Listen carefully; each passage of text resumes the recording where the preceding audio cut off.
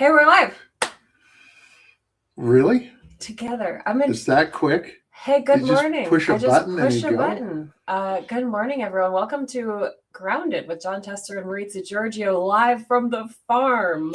So here's the deal. I want you to look over Maritza's shoulder because there's a neon light that says grounded on it. And I always get in trouble for not plugging that in before the shows. But then when I do plug it in, it doesn't show up in the camera. So she's done some technical work, very, very high technical work in adjusting my camera. No. So that it shows grounded. Do you want to know why? Why? It's because we're on one screen, one window. And when we bring someone else in, it cuts it off. Oh, really? Yeah. So when we bring in our guest, it'll probably cut it off. No kidding. But I'll help you. Okay. I've shown him already how to mirror his phone screen onto the TV.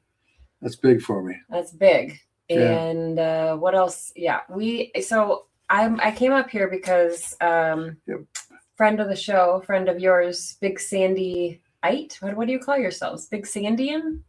Yeah, just BSers. BSers. Yeah. Fellow BSer Jeff Ament of Pearl Jam holds this event every year. It's a pig roast and a skate jam. Yeah. For his nonprofit called Montana Pool Service.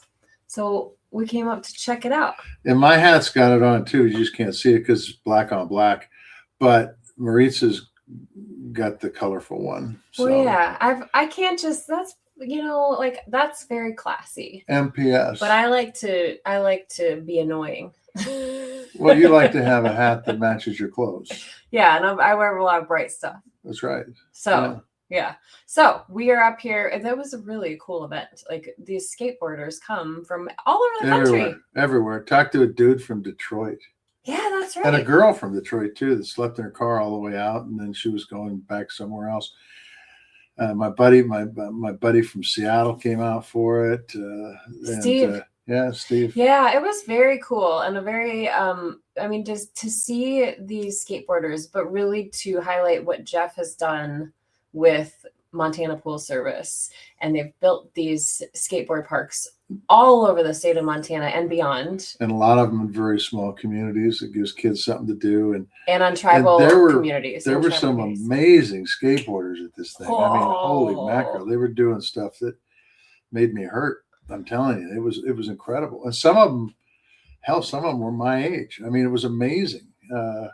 They were that old? They were that damn old.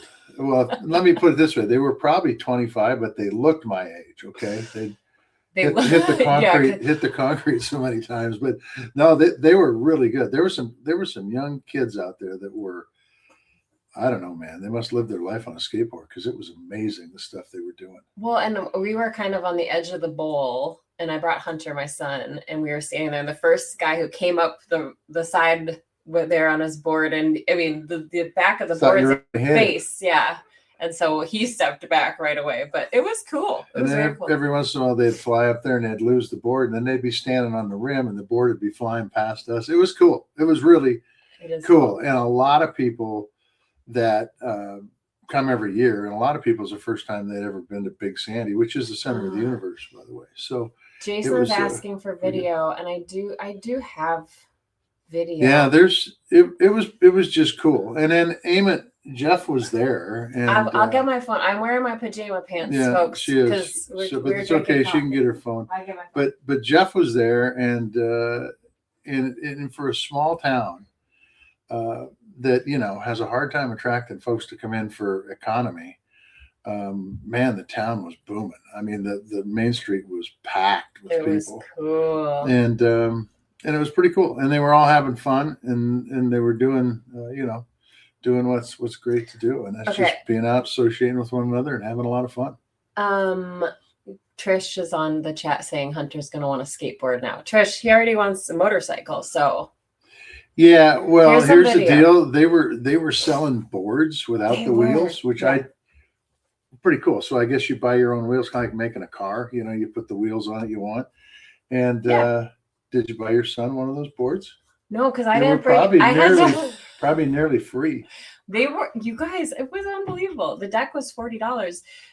But that's what they call them, is a deck. They don't call them a board. Deck. It's the deck, and then you put the wheels on. It's not a board. Thank you. Yeah, Jason says the decks. I didn't bring cash. I had to borrow cash from Dad over here.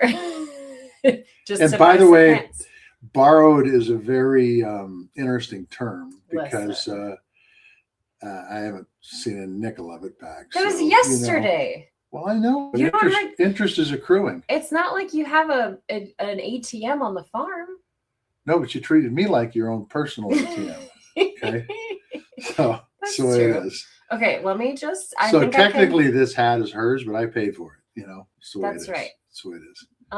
I'm trying to get this video up. Okay, I'm just gonna show what's going on. I'm just gonna show you the old-fashioned way. Here you go. There's some of the video. It's pretty cool. Yeah.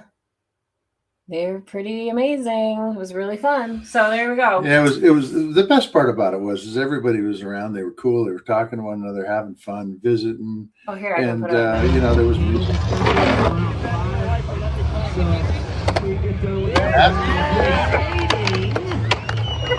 Dude's got skills. There we go. Yeah, I mean it's scary. It's concrete. Well, yeah, it hurts when you hit it. I guarantee. But you should go check out Montana Pool Service because really they just do amazing stuff. Jeff has built these.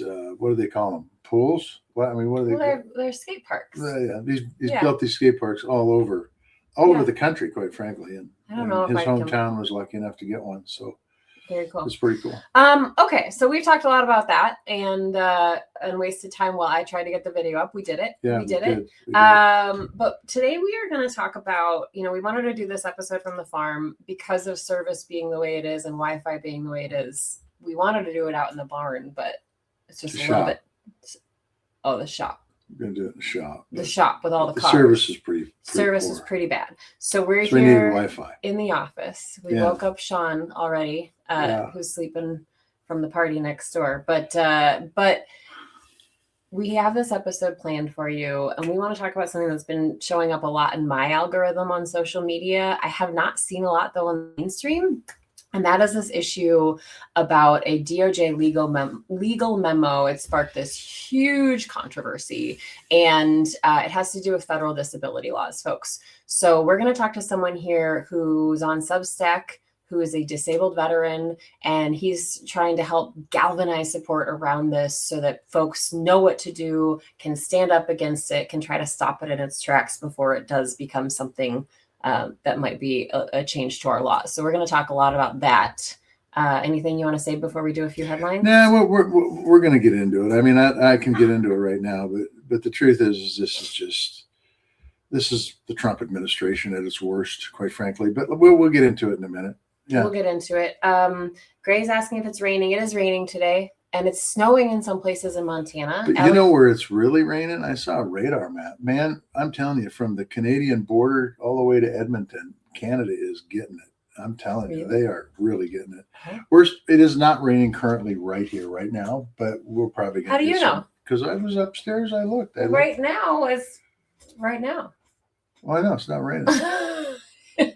If you want to pull a shade and take a look, there's a shade back there. You can take a peek if you want, but no.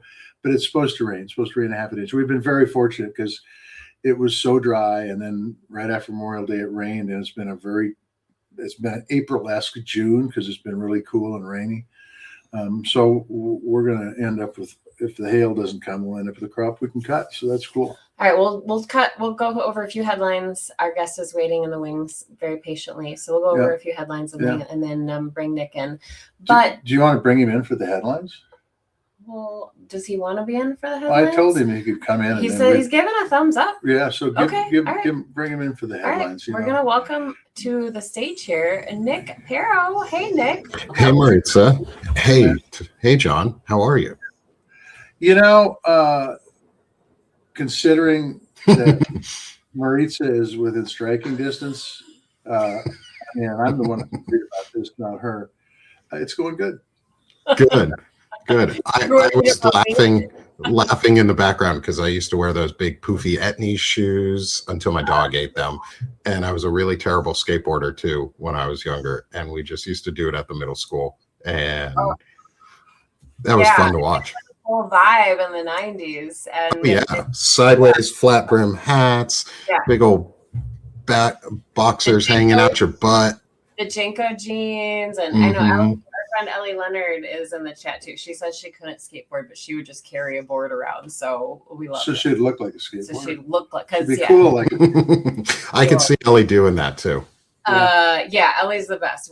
She's actually gonna be in Montana starting next month, so we're gonna hang with Ellie quite a bit. Really? I told her, watch out, Ellie. I'm gonna hang out with you a lot, whether you want me to or cool. not. Okay. So Nick, welcome to Grounded. We're gonna get to the stuff about this crazy DOJ memo in a minute, but let's talk about some headlines. So right now, we have struck Iran again, and the president is now threatening to eliminate the country again. So he posted on True Social, I'll pull it up here, again yesterday, that we just hit an Iranian missile in drone storage locations. I thought their military was destroyed. Yeah, I thought their whole Air Force and all their defenses were destroyed months ago. Obliterated is what I remember hearing. I mean, we keep getting mixed signals here, but he says it's very possible they will never learn, quote, there may come a point when we are no longer able to be reasonable and will be forced to militarily complete the job that we very successfully started. If that happens, the Islamic Republic of Iran will no longer exist. President DJT. Yeah, how many times has he said that? You count? I bet you more times than I got fingered, but that's not many. So I mean, every time he says it though and puts it into writing, it is a criminal admission towards war crimes, because eliminating genociding an entire nation would be a war crime. Yeah, and even threatening it is a war crime. It's a crime against humanity. Yeah. He doesn't really seem to care about that, though. He doesn't really seem to care about that. What are your thoughts? Well, I think there's a game. Isn't there a game called Crimes Against Humanity? Oh, yeah. Yeah, there is. So maybe he's just played that game too much. No, my thoughts is this is what you get when you get bad leadership. Truthfully, there's a reason for 47 years the president of the United States did not do what Donald Trump did. And he was very proud of it when he did it. And Lindsey Graham and Tom Cotton were right there cheering him on, going, go, go, go, baby. Now he's in a hell of a bind. Yeah. Did not talk to Congress, did not talk to, well, he hasn't got anybody in his administration. This more than just what do they call those people? Bootlicker? Yeah, bootlicker. More than just a bootlicker. So they're going to do whatever he says to do because they're pushing him, telling him he's a wonderful human being. But in the end, this has not worked out well. We've spent a ton of money. We've depleted our military resources. We haven't paid any attention to China and what China's doing in the Pacific. And quite frankly, price of things continue to go through the roof. But I watched a morning show this morning, and I'll be damned if I didn't hear him still blaming Biden for inflation. I mean, it's amazing. Joe continues to work his magic. He does. I mean, we're a year and a half plus into this administration, and they still don't take any responsibility for a damn thing they've done in the last year and a half. It is absolutely amazing, and they all parrot the same talking points. It's incredible. It's incredible. Well, I mean, it's like the alternate universe. They're allergic to accountability. Like that's what it is. They're allergic to anything accountable. Like look at the reflection pond or the scum pond that he's built up. Like I've got an idea. He does have a good idea. This is a win-win situation. Trump can get a win-win out of this. Okay. And here you've got a pond that's warm and it's full of moss, basically, right, Alex? Mm-hmm. Go get a bunch of tilapia, throw it in there. They will eat all that moss. They'll grow up and you can harvest them. It's great. Don't you think it's a great idea, Nick? I think that's a great idea. I mean, Stephen Miller might go in and just start eating all of them because he's this weird little golem-like Smeagol thing that the Smegalomaniac will just go in there and ruin it anyway. It's kind of gross. I'm going to throw some water on your idea. What is it? Come on. You don't like fish. Well, I do like fish. I'm a pescatarian. I do eat fish. But I have spent many an afternoon and a morning strolling along the reflecting pool with my coffee. I don't want to worry about a fish hook coming back and getting me while I'm here's walking. the deal. We're not going to fish for tilapia. Oh, we're not going to fit. You said harvest You're them. going to harvest them out. You're going to seine them out with nets. I mean, there's National Guards members there already. I guess we can just give them nets and just start scooping out the fish. And you're right. You don't want to have hooks flying because you'll end up with one in your ear. But the truth is, is that the president needs to listen to me. You painted the bottom of the pool a dark color, which attracts heat, and then now you got moss. And so, what do? You plant fish in it that eat that kind of shit. Well, the New York Times did come out with something. I believe that when they renovated this, they actually took out these like algae fighting mechanisms because they were unsightly. So, well, I'm going to tell you what else they did. They didn't prepare the concrete so the paint would attach to it, which is what happens when you have no bid contracts and people that don't know what the fuck they're doing. Excuse me. I mean, they don't know what. It was the duck with the knife. It was that duck with a knife on its foot. Yes, and I love how they're trying to release all this video of the culprits, the vandals who have ruined the reflecting pool. Yeah, I'll tell you who ruined the reflecting pool. The no bid contract dude who was given a contract that didn't know what he was doing. Who looks like a gangster who belongs back in like the 40s. Really? He looks like a gangster. He's got that big old cigar, like the double-breasted suit and everything. He looks like a pedophile. Like he's got that look to him. I don't know what it is about him, but he just looks like a pedophile. Somebody should check his browser history. He does look like a cartoon character, for sure. Like a it's like Biff and his friends from Back to the Future. Yeah, I've not seen Back to the Future. Yeah, it's the second one when they go see Biff in the future. But I'm going to object a little bit. What's wrong with the guy smoking a cigar? Huh? Nothing wrong with smoking a cigar, but if you can't look like a pedophile while doing it. Okay, all right, I got you. Okay, so I want to get your take. Point well taken. Your take on this. We're a few days after this, but this was hot news midweek, and I said this on our show on Tuesday. I was going to be watching for this lunch that the Republican caucus in the Senate has, because the president was supposed to go to this lunch, right? And they were pushing back on him on some issues. They voted against him on Iran. They finally got enough votes to say, no, we want to stop this. So the president goes to this lunch in the Senate with Republicans, and it ended in a screaming match, apparently. And Bill Cassidy was one of the senators that was in this yelling match with the president. And afterward he said, or maybe it was before he went into the lunch, he said, hey, by the way, that bipartisan housing affordability bill that you passed, I'm not signing it. And I'm not going to sign it until you pass the Save America Act, which is that aggressive voting legislation that would require Americans to show proof of citizenship, go after mail-in ballots, among other things. Trump says he will not sign this housing affordability bill. He called it, I think he said it was a minor issue. He doesn't give a shit about affordability, truthfully. It's a made-up word. He said it's a made-up word, right? Folks, along with, although they still blame Biden for everything that's not affordable, but it's a made-up word. Okay. Yeah. Sorry. But then here's the thing, like he can make this big grandstanding show. He can have a big fight. That the Republican senators did go back and two flipped to basically say, no, you don't want to pass this war powers resolution. So they had another vote, they flipped. And then if he does not sign that housing affordability bill into law, if he does nothing with it, if he just lets it sit in 10 days, it will automatically become law. So it'll pass through. But I mean, this is just. Well, I want to put a small pin on that, is if both chambers of Congress are to adjourn for like 72 plus hours or something, I think it resets the 10-day or does something weird about the 10-day window. John, you might know more about this type of recess thing.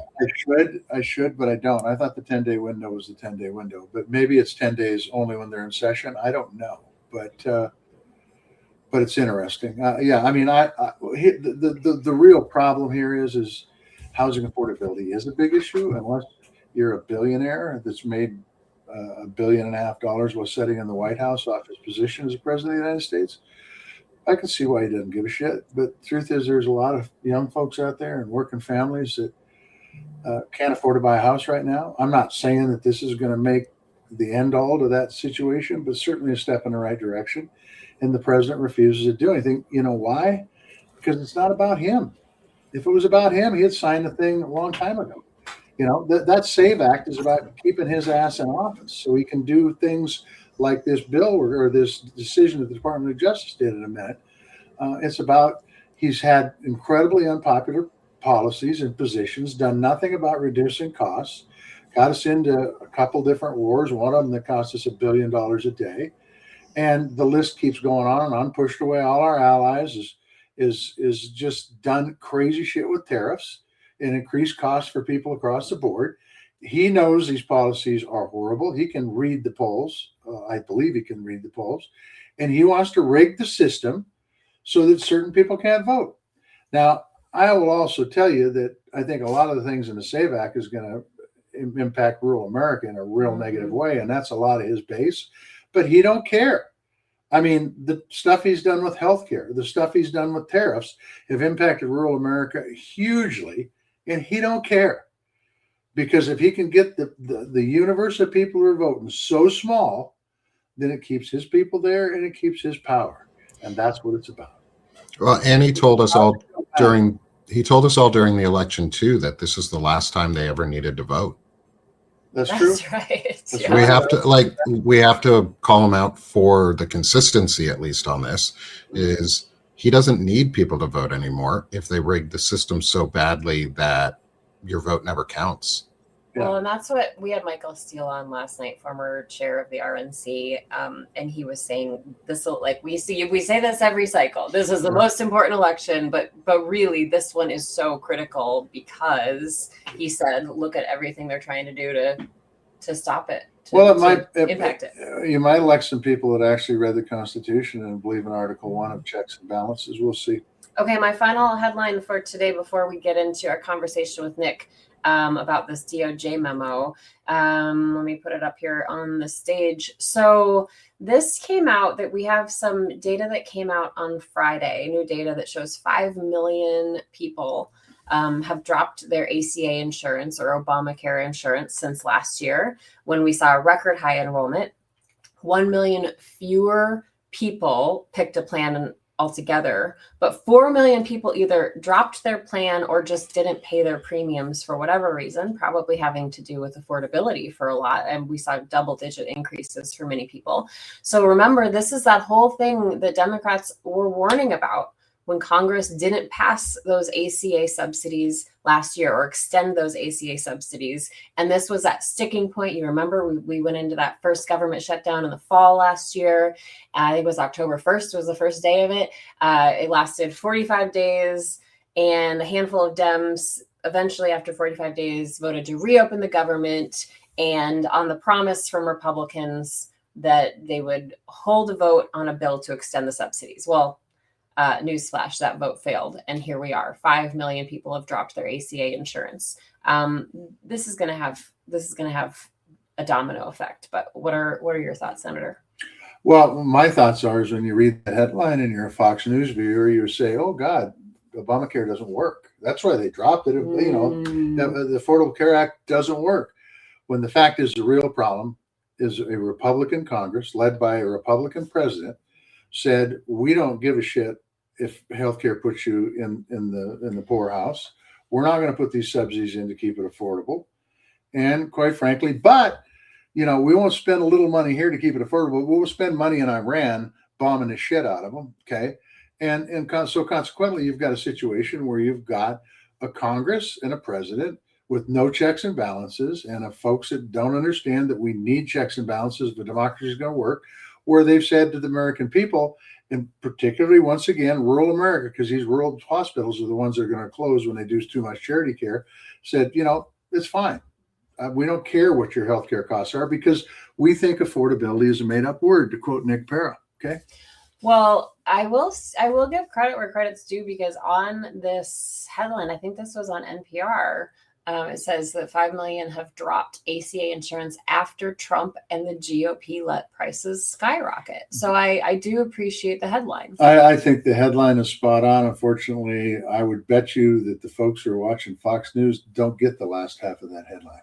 Or they're not watching NPR. Yeah. It's really And if they saw that headline, they would go, no, that's fake news. Trump didn't do that. Biden did it. Yeah. Somehow it's Hunter Biden's fault somehow.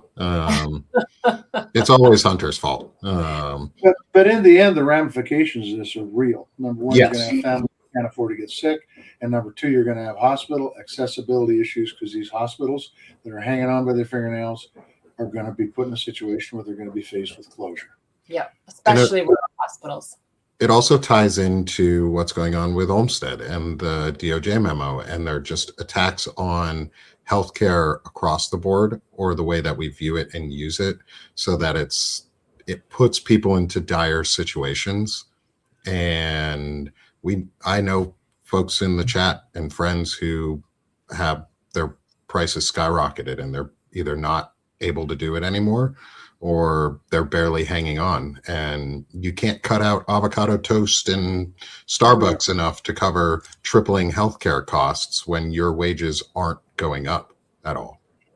Right. Well, I think that's a good seg into our conversation. Did you want to I was going to ask if this was a good segue. Ooh, look at that. I think Nick put the ball on the tee. I think so. We are grooving and gelling this morning, folks. I should have said, though, I just realized I said we're in Big Sandy. Are we actually in Kenilworth?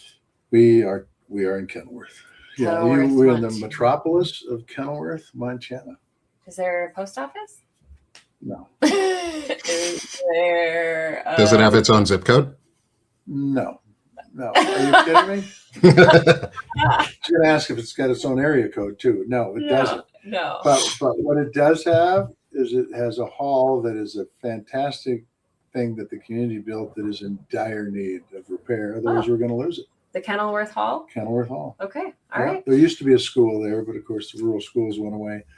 But it is, it's one of the beautiful things in this world that you have a place like Kenilworth. Kenilworth, the Tester Farm in Kenilworth, Montana. Okay, So Nick, you founded what's called Sick of the Shit Productions. Publications.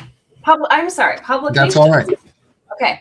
And so you're a disabled veteran, and you really just want to focus on like human issues and also redefining masculinity and disability rights. So let's talk about this call to action you've put out, and we'll kind of give a little bit of a primer, and I'll kind of go over my understanding of it and let me know if we need to add anything to it. So I've seen a lot of people trying to push this information out. I haven't seen it really hit mainstream media at all yet. I did see NewsHour did something on it on PBS, but the DOJ basically published this memo on June 18th, and it's regarding an integration mandate on states to care for patients with severe mental illness or disability. So this memo actually goes after a 1999 Supreme Court decision known as Olmstead. And it basically said that disabled people cannot be forced to live in institutions if they can get support and services in their community. So basically, what this memo is challenging, from my understanding, is saying that people with disabilities don't have a right to home and community-based services. Is that your reading of it? What am I getting wrong here? No, that's a good reading of it. It's also in our territories, not just in our states. So this impacts all of our territories, who, just like a lot of states, don't have the funding to manage institutions like this. And it's about the forced institution and resegregation and discrimination against folks with disabilities. This would impact more than just hospital level and state care level. It would also impact our schools and allow for resegregation of disabled kids out of classrooms, in my view. And the long run is, this was introduced by Stephen Miller. This is a Stephen Miller wet dream of his, is to erase disabled people from the public view, because we don't produce for society in the way that they want us to. We don't produce for the oligarchs and the rich folks. But it also opens the door for labeling dissent as a disability and as a mental illness or severe mental illness, such as Trump derangement syndrome, which they are trying to get put in as a real disability, and that would be a way to lock up dissenters. And so it's more than just about us on the disability community. It's about all of us, and what it's a Nazi playbook, and it's a eugenics playbook. And yeah, John, you look like you got something to say on that. Well, I mean, look, I never thought about the Trump derangement syndrome and locking up your political enemies using this as a method. That's disgustingly evil, unbelievable, but believable. I actually was thinking back to the time before we tried to mainstream folks who were disabled. Where we put them in warehouses and we drugged them, and a lot easier to manage somebody who's hopped up on something that's sleeping all the time. I think back to somebody who is an incredible leader in the state of Montana who's been long gone for a long time by the name of Francis Bartno, who was in our state house that had some disability issues himself, but really believed in getting these people out of institutions and mainstreaming them back into communities. And it's been a net positive for our society, quite frankly. Mm-hmm. But if you want to spend money on war, and you don't give a shit about the national debt, and you don't care about people who you've, prime example, sent off to war and come back with disabilities you can see and you can't see, this is perfect. It's about as inhuman as anything that has come out of this administration in the last 5.5 years, which is a tough bar to get under, but they did it. Yeah. And as a veteran too, this, and someone who uses the VA for my healthcare, it puts a lot of fear into me, because the VA, as a dissenting veteran and as a member who uses the VA, I use it for my mental health care. And will that turn into a weapon against me? Will that turn into a weapon against other veterans who are being seen, who are dissenting? Because we tend to be some of the loudest folks out there because we're in a privileged position. We're in a position of privilege. People respect veteran voices. People see or hear the word veteran, and they automatically, for good or bad, they automatically put I should listen to this person. They may know what they're talking about sort of thing on us, which doesn't always apply. Not all veterans know what they're talking about, just like not all other people know what they're talking about. But we have this extra weight to it. And for veterans who go in to see severe mental health conditions and PTSD, CPTSD, other conditions that are really impacting to us, traumatic brain injuries, the fear is that they would lock us up. And they would say, no, you can't go in. And for a lot of veterans, that means they lose access to their weapons, if they have any, and be good or bad that they lose access to those. It is a fear.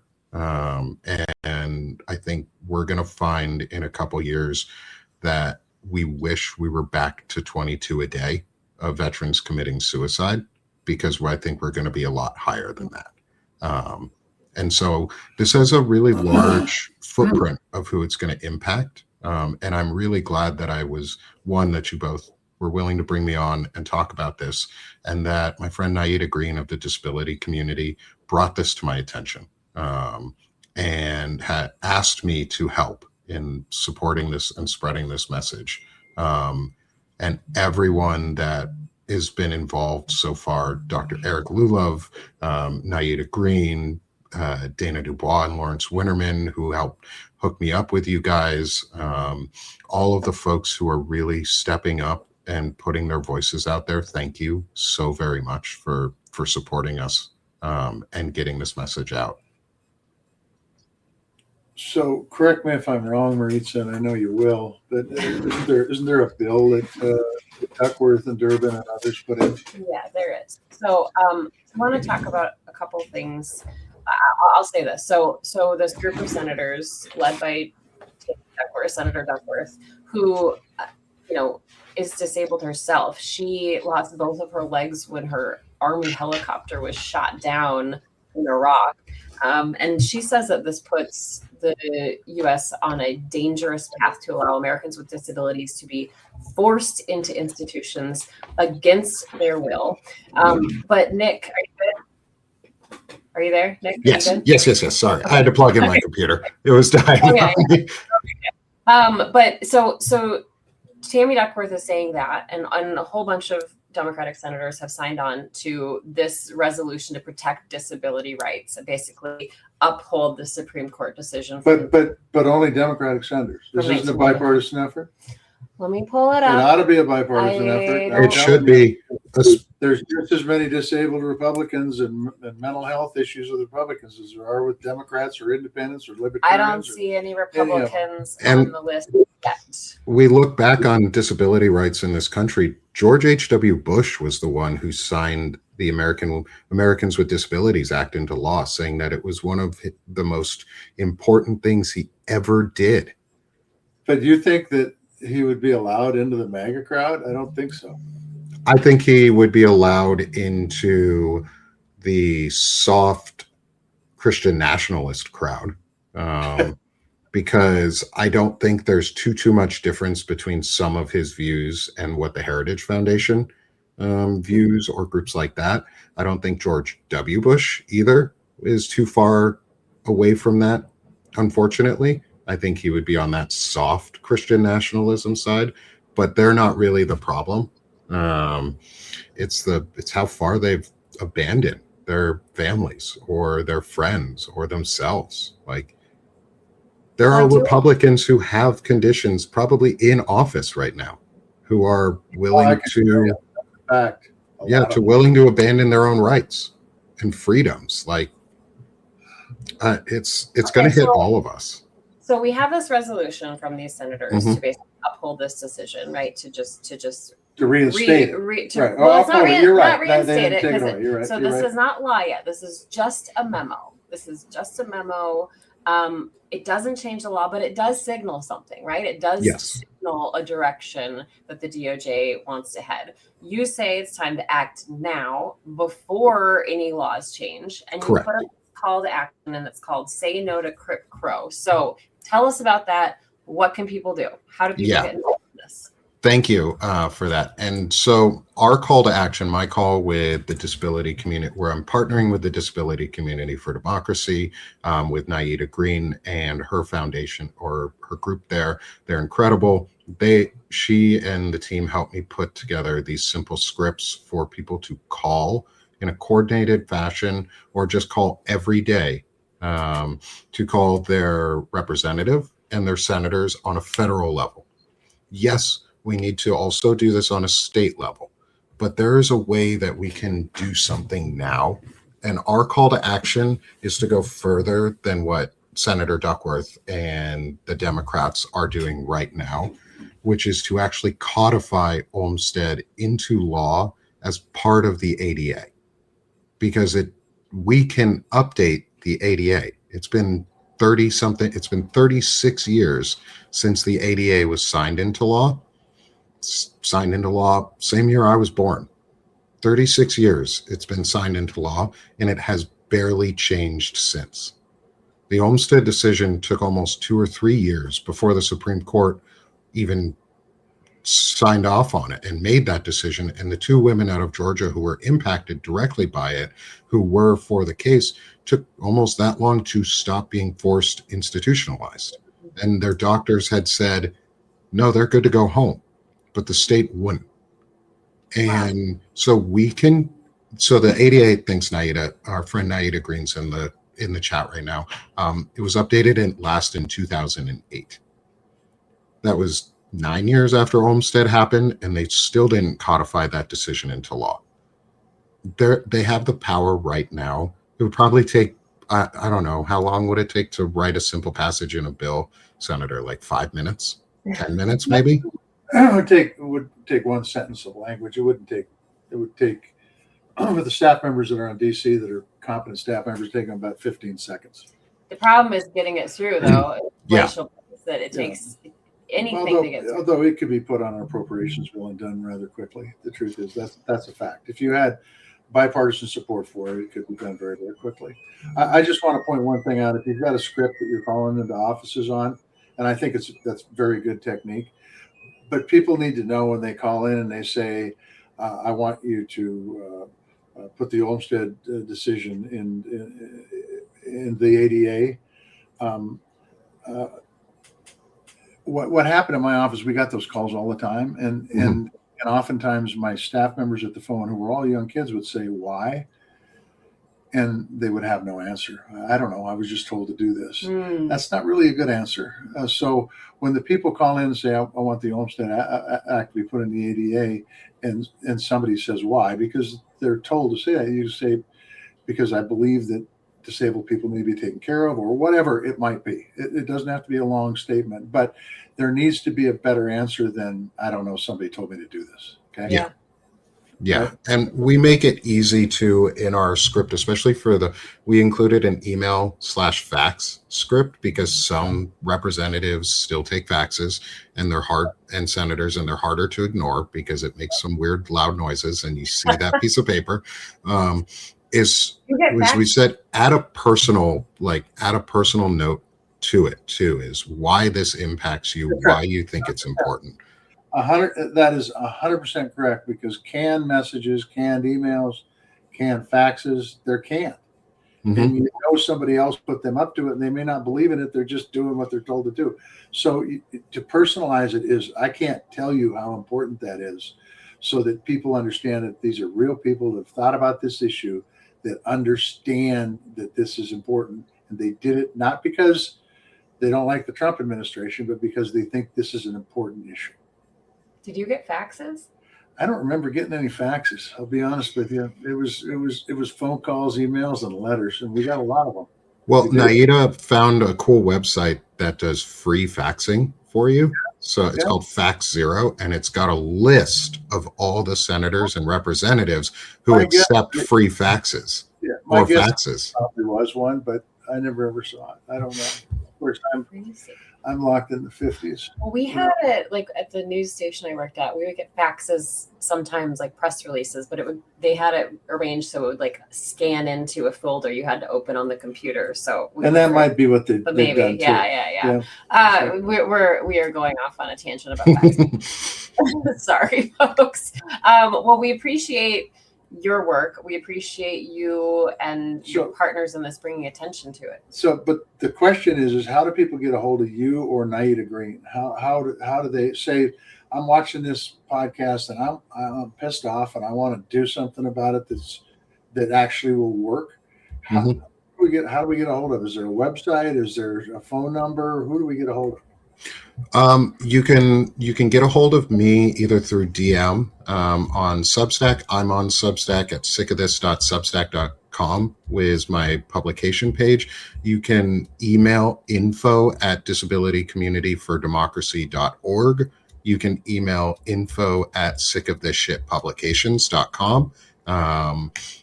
My inbox is open. Naida's inbox is open. Disability Community for Democracy's inbox is open.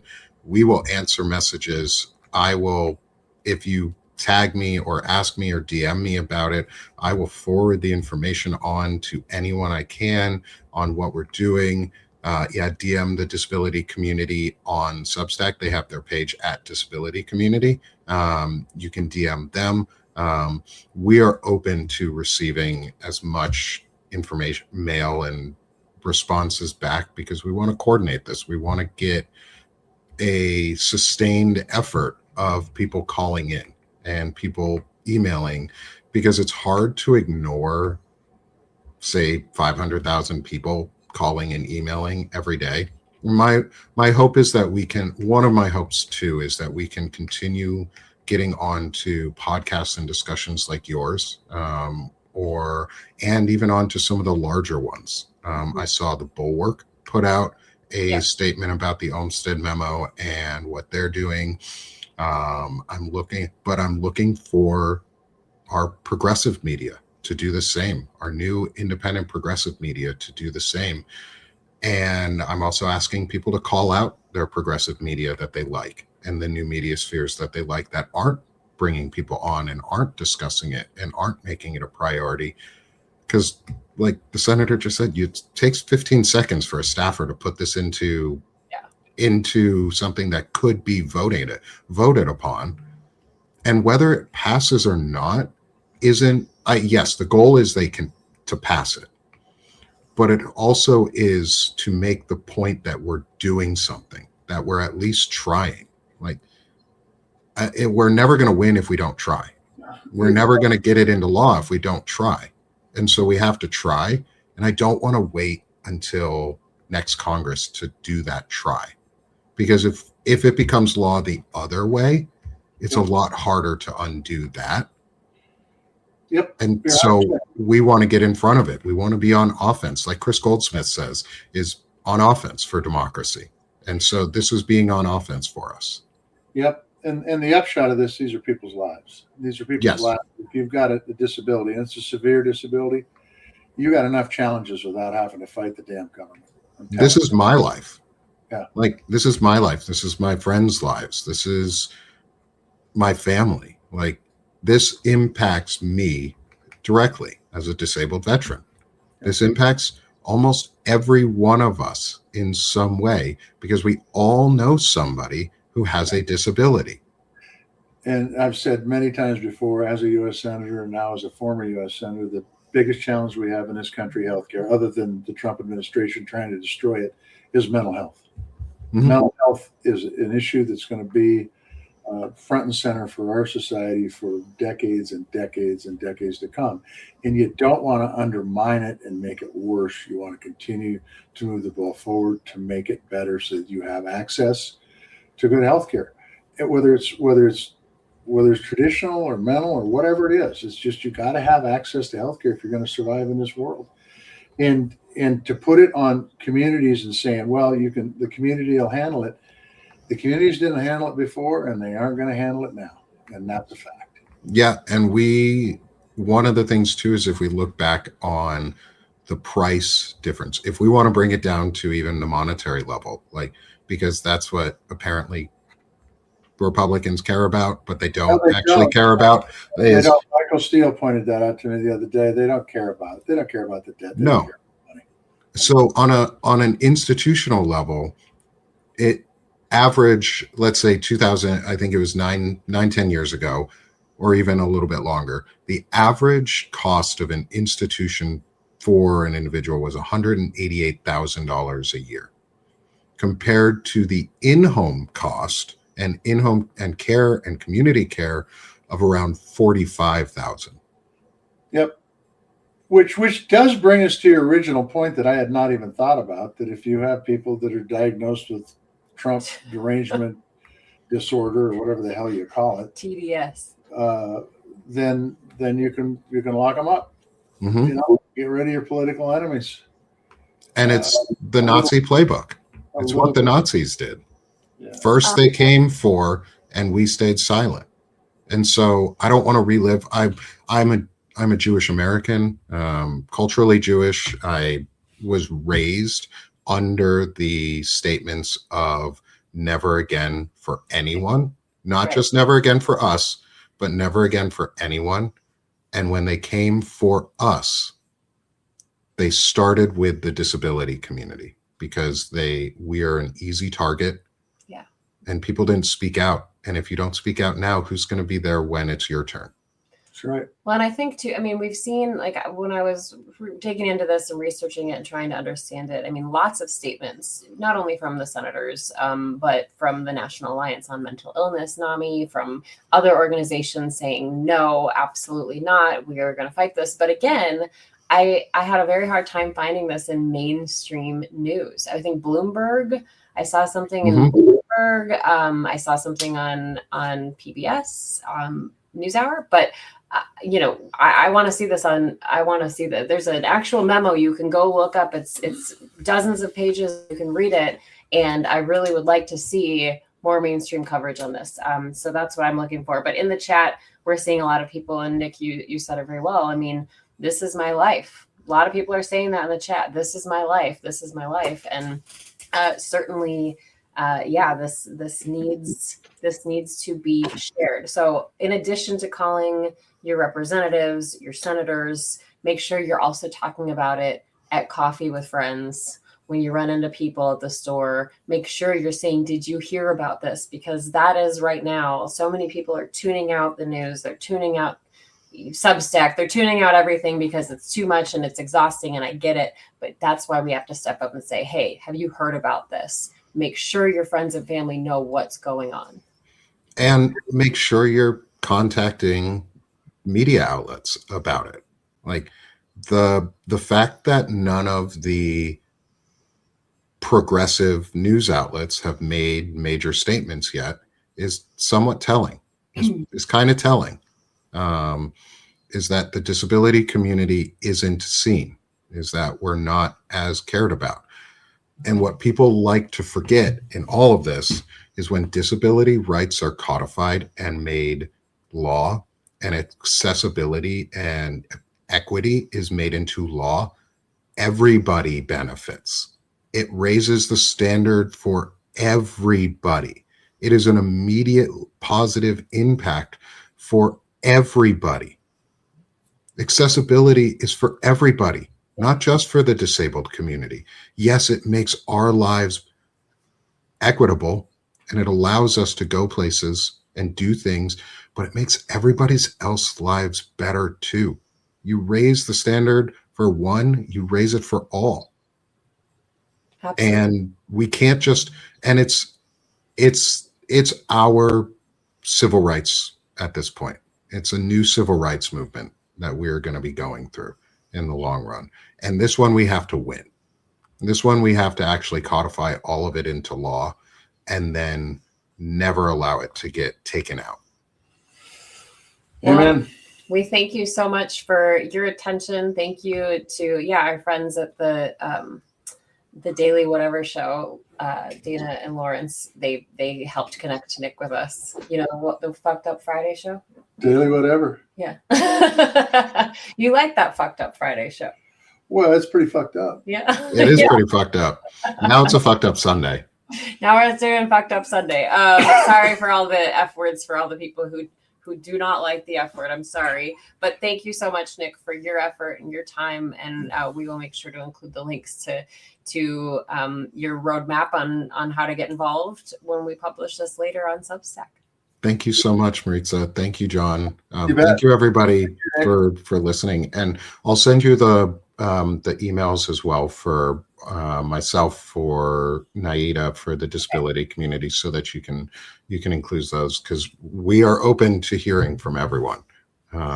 We want to, because we want to hear everybody telling their story, so that if mainstream media is not going to do it, we're going to do it.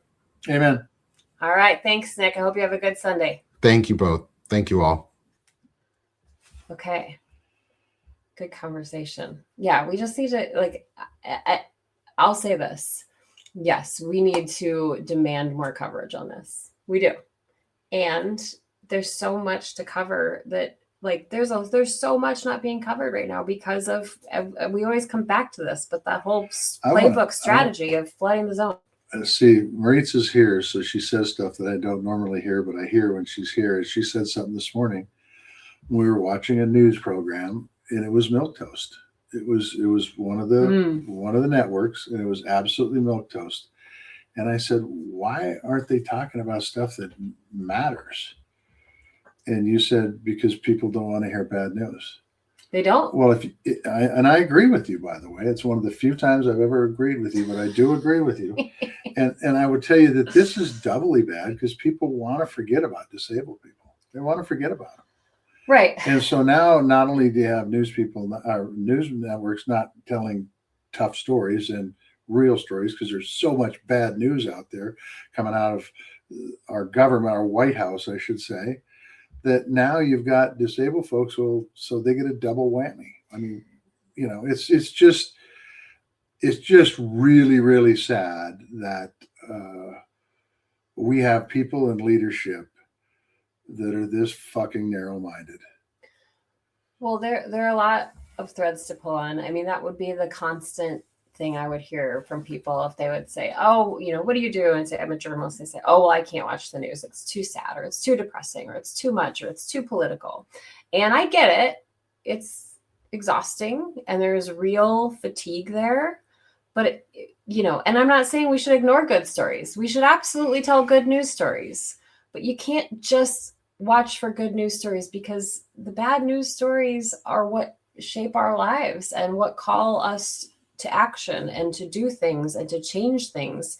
And so you can't just ignore the bad, because that's how we end up with something where people say, I had no idea that was happening. Yep. I had no idea that they were locking up millions of Jewish people or people who were disabled. I mean, that's I had the no whole idea point. that there's 500 children kept in camps, Right. funded by the American taxpayer, Right. overseen by this administration.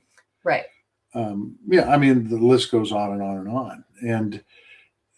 And the fact of the matter is that you're right. Love good news stories, get a kick out of them, love to watch them.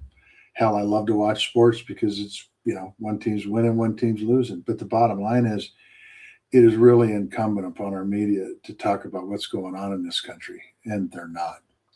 Yeah, and they need to be. And the thing is that we need to also, I could go on and on and on for hours about the problems with this.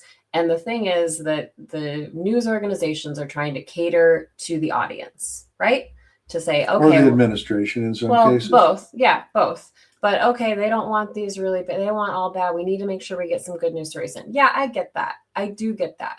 We also need to remind citizens of this country why it's important to be civically engaged, why it's important to read and watch and listen to the news, factual news, reliable news sources. And I think a lot of what we're seeing in the degradation of journalism is that I was raised watching the nightly news with my mom, with my grandpa. We would watch the news programs together. It was always kind of part of life. And we don't see that anymore because most people get their news from their phones. So kids aren't seeing their parents watch the news or read the newspapers. They're just seeing them on their phone, if they're seeing them consume news at all. Or they're consuming it at 9 a.m. Mountain Daylight Time on a Sunday. Right. Yeah, right. Like right here. But we need to model this behavior to instill the importance of why this matters for our kids. I mean, my son knows more about the news than a lot of kids probably do, and he probably isn't too excited about that. But I know that he knows why it's important. It's because his mother used to be a journalist. She got fired. I got laid off. Okay. I got laid off. All right. All right. We have some fun comments here. How come you can get those live chats and I don't? I mean, and by the way, this is great. I get somebody from Nebraska that's talking about a blue pixel in Nebraska. Well, we're hoping Osborne wins. I don't know if he's blue or red or purple or whatever, but God, I hope he wins that Senate race. He's a good guy. Yeah, that's a fascinating race to watch. Yeah. We're talking about going out and doing some of these road shows. Yeah. Like taking Grounded on the road to places like maybe Nebraska. That'd I don't be know fun. what you guys would think of that. That'd be fun. Yeah, you'd have to put up with me. Have to go, one of the most beautiful places in Nebraska is the Sandhills, man. But I don't know if any candidates are running in the Sandhills. We also have a comment from Hamilton, Montana, where they were blessed with a Jeff Ament skate park a few years ago. Yeah, they're really cool. And Hamilton's not far from where Ament has a house now, which is that's right. In Motown, Montana. That's right. Yeah. I mean, the skate park thing is really cool. And there are a couple of documentaries that focus on it. And one was, oh shoot, I'm going to be put on the spot. They played one here yesterday in Big Sandy. Montana Grind. I think it's called Montana Grind. Yeah, they played the movie. Yeah. So that check that out. Let me make sure that's what it is. Yes, Montana Grind. It's a movie about these skate parks and how they're changing in indigenous communities across Montana and beyond. So go check that out. Anything else we're missing, Senate? Oh, we talked about the hats a little bit. We already talked about that. Talked about the hats. We have our MPS hat on. Montana Pool Service. I think that my son is going to be very embarrassed that I wore this flat brimmed hat. I tried to arc mine a little bit because it didn't fit in the mailbox very well. And Someone brought that up in the comments. Farmers. So here's why I can see I have multiple windows open. So I have the Substack chat open and we have the YouTube chat open. That's why I can see this. Oh, okay. So I need to bring up YouTube on my computer. No, I think if we add more to your setup, I'll be confused. Overwhelm the system. Overwhelm me or the system? However you want to interpret. Damn.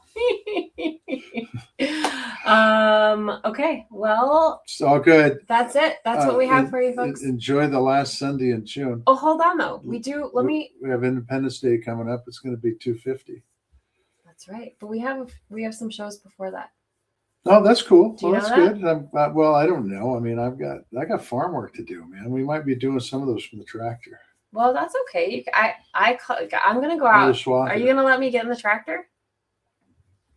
No, but I'll let you see it. But you can't. I've already seen it. You can't touch. Oh, I already climbed up on the wheel. I took a picture. Oh, Jesus! Now my tractor. Okay. On Tuesday, guys, I'm really excited for this episode. We have joining us Tuesday the city manager from Social Circle, Georgia. And I interviewed him when I was there earlier this year, if you remember right. That is this community that pushed back on one of these warehouse ICE prisons from the federal government. And the federal government has backed off completely.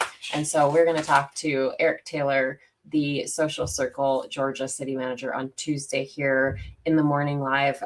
What time? Is it 8 a.m. our time? 8 a.m. Oh, it's in your book. Look at that. 8 a.m. Mountain, 10 a.m. Eastern. So make sure you join us for that. It's going to be a great episode. I can't wait to meet this dude because this is a person that Maritza talked to 2 months ago when you were doing those stories, 3 months ago, and somebody that I got a notion probably caught a lot of hell. Yeah. From some people, probably got a lot of pats on the back from others, so it'll be good. Yeah, it'll be great. Okay, well, thank you everyone for tuning in. I will be posting some photos and videos from the farm. It's gonna be fun. You gotta let me drive the tractor. I might do that. I might. You guys might remember like a year ago.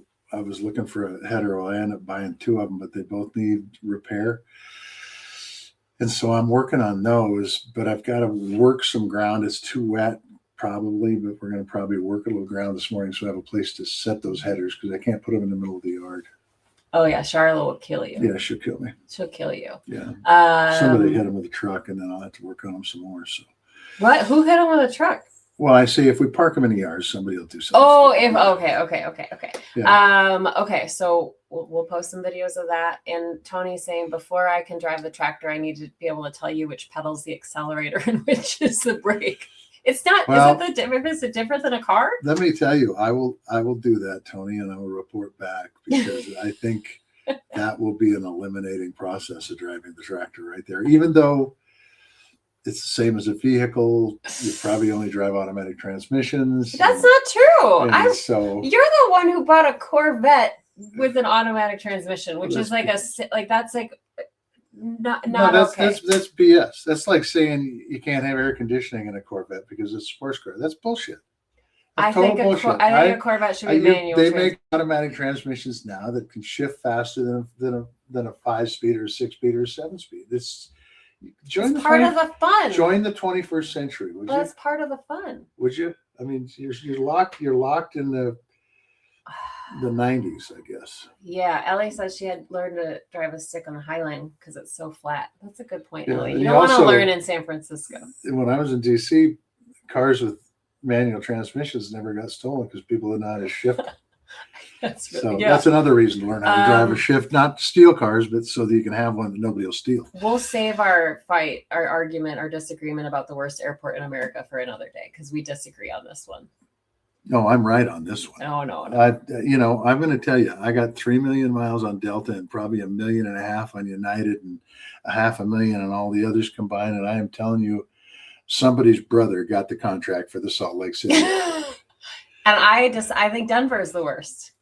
Denver's not cherry, but it's a hell of a lot better than that other one where you got to walk 10 miles to get to your next flight, and you got 30 minutes and you're sprinting, and there's no cars, there's no conveyor belts, there ain't nothing. The B concourse at Denver is so long.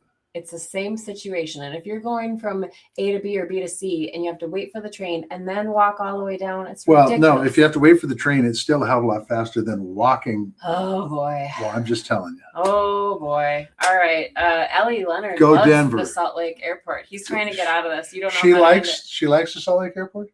Ellie Leonard likes the Salt Lake? Yeah. Ellie, I'm with you, girl. All right. Nothing's better than Minneapolis, though. Minneapolis. I agree with you there. Minneapolis has got the best airport in the country. All right. Very user friendly. There we go. On the other side of the coin, Salt Lake, like I said, somebody's brother got that contract. Oh boy, you're going to cause headlines with that. All right. Thanks, everyone. Thanks for joining us. I'll post some pictures and videos, and have a good Sunday. We'll see you back here Tuesday. Say your thing. Tally ho. Oh, there we go. Hold on.